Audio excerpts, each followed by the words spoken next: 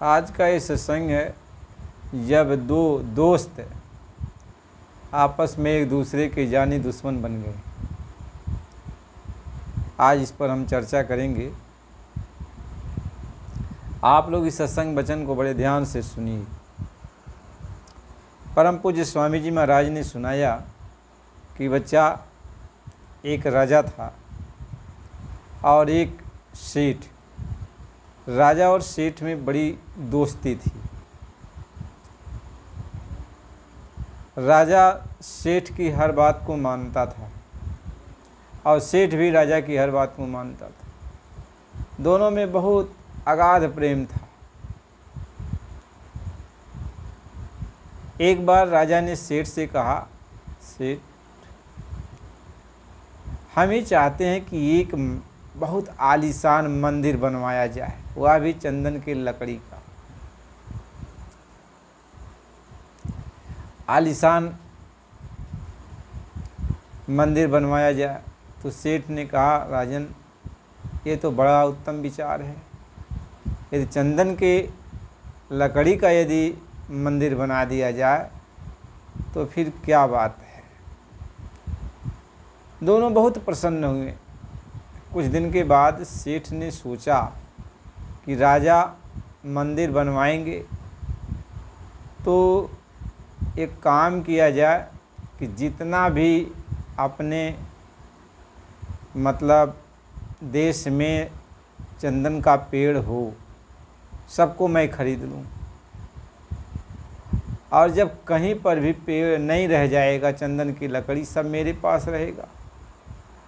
तो राजा जब मंदिर बनवाएंगे तो जितना मैं कहूँगा राजा उतना दाम देंगे, और फिर मैं उनका मित्र हूँ, राजा कोई संकोच भी नहीं करेंगे।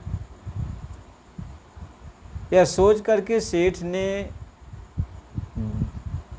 जितना भी पेड़ था चंदन की लकड़ी का, सब पेड़ जो है कटवा लिया, और छोटे बड़े साहूकार के पास चंदन की लकड़ी जितनी भी थी सब लकड़ी को खरीद लिया और बहुत बड़ा एक गोदाम बना लिया चंदन की लकड़ी का सेठ ने।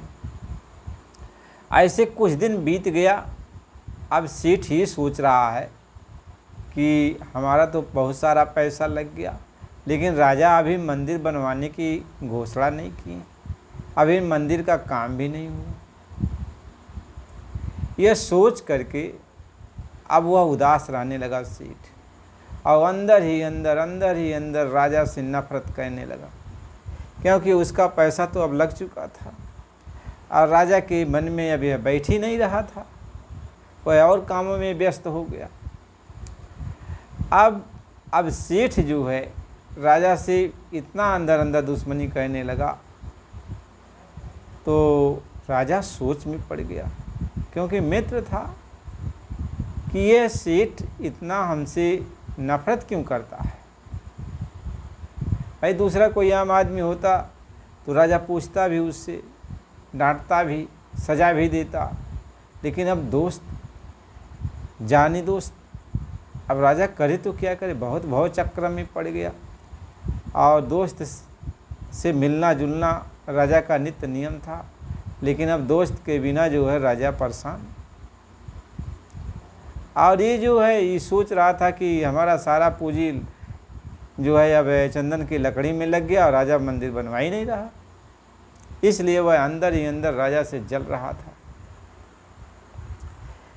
राजा कुछ कह नहीं रहा था सेठ को, लेकिन राजा उदास रहता था। अब उसको अच्छा नहीं लगता था, क्योंकि वह सच्चा प्रेम किया था राजा। तो राजा ऐसे उदास होकर के ऐसे घूम रहा था जंगलों की तरफ। पहले तो ज़्यादा जंगल रहा करते थे, तो राजा महाराजा जंगल की तरफ चले जाया करते थे। तो ऐसे घूमते टहलते सैर करते राजा जंगल की तरफ चला गया, और जंगल के किनारे महात्मा लोग अपनी कुटिया बना के रहा करते थे। तो एक महात्मा जी से राजा मिले, तो राजा सोच में थे। तो महात्मा जी ने कहा, राजन, आप सोच में क्यों पड़े हो। कहें, महात्मा जी क्या करूं, हमारा एक दोस्त है, सेठ है, इस शहर का नामी सेठ है, वह मेरा दोस्त है, हम उसे बहुत मानते हैं, वह भी हमको मानता था, लेकिन पता नहीं क्या हो गया, अब वो जो है हमसे बातचीत नहीं करता है, हमसे नाराज़ रहता है। वैसे प्रतिदिन हमसे आके दरबार में मिलता था और हम भी उसके घर चले कभी कभी जाया करते थे, लेकिन उसके बिना हमको अच्छा नहीं लगता है। हम ये जानना चाहते हैं कि आखिर वह जो है उदास क्यों रहता है, वह हमसे नाराज़ क्यों रहता है, आखिर क्या हमसे कोई गलती हो गई। तो महात्मा जी त्रिकालदर्शी थे और उन्होंने देखा अपने अंदर से, तो देखा तो समझ गए कि वो ये राजा एक बार जो है सेठ से चर्चा किया था चंदन का मंदिर बनवाने के लिए, लेकिन राजा मंदिर बनवाना गया भूल, और वह सेठ जो है चालाकी बस सारा लकड़ी चंदन का खरीद के स्टॉक कर लिया है। अब वो सोच रहा है कि मेरा पैसा नहीं निकल रहा है, यह सोच करके वह राजा से नाराज़ है। तो महात्मा जी ने कुछ नहीं कहा। महात्मा जी ने कहा, राजन देखो, आप राजा हो, आपको छोटी छोटी बातों में ध्यान नहीं देना चाहिए, आपको अपने काम में लगना चाहिए। आप मेरी एक बात मानो तो मैं एक सुझाव दूं। राजा ने कहा, महात्मन आप जो कहें तो हम मानेंगे, क्यों नहीं मानेंगे। कहें कि मेरा एक सुझाव है कि आप एक आलीशान बहुत बड़ा भव्य एक चंदन की लकड़ी का जो है आप मंदिर बनवाइए, आपकी बड़ी शोहरत होगी और बहुत बड़ा पुण्य आपको मिलेगा। राजा ने कहा, महात्मा जी हम तो एक बार सोचे थे कि चंदन का मंदिर बनवाए, लेकिन हमारे दिमाग से उतर गया और हम भूल गए। आज आप याद दिला दिए तो अब कल से ही हम मंदिर चंदन की लकड़ी का बनवाना शुरू कर देंगे। राजा ने घोषणा करा दिया पूरे राज्य में कि भाई जिनके पास जो भी चंदन की लकड़ी हो, हम जितनो भी उनका दाम है हम उसको देंगे और सब लोग लकड़ी लेके आओ और चंदन की मंदिर बनेगा, भव्य मंदिर बनेगा चंदन की लकड़ी। तो किसी के पास था ही नहीं लकड़ी, सिपाही लोग पूरा जो है शहर घूम डाले, किसी सेठ के पास लकड़ी नहीं था। जब किसी के पास नहीं था तो सिपाही लोग राजा से कहें कि कहीं चंदन की लकड़ी है या नहीं है। राजा सोच में पड़ गया, कहा चंदन की लकड़ी कहीं है या नहीं है। तो पता लगाया जब राजा ने, तो ये पता चला कि चंदन की लकड़ी उसके मित्र, जो उसका मित्र सेठ है उसके पास है। तो राजा ने सोचा मित्र के पास सिपाही को क्यों भेजें, स्वयं चलते हैं। राजा स्वयं चला गया अपने मित्र के पास, और मित्र जब देखा राजा आए हैं तो भाई अब स्वागत तो करना ही है। कितनों तो राजा स्वागत किया, पानी दिया, बैठाया। इसके बाद राजा ने कहा, मित्र हम तुम्हारे पास आए हैं और हम सुने तुम्हारे पास चंदन की लकड़ियां हैं, हम मंदिर बनवाना चाहते हैं, तो जो भी कहो हम तुम्हें मुँह मांगा जो है चंदन की लकड़ी का दाम दे देंगे, क्योंकि तुम्हारे पास ही है, तो मंदिर बनवाया जाए।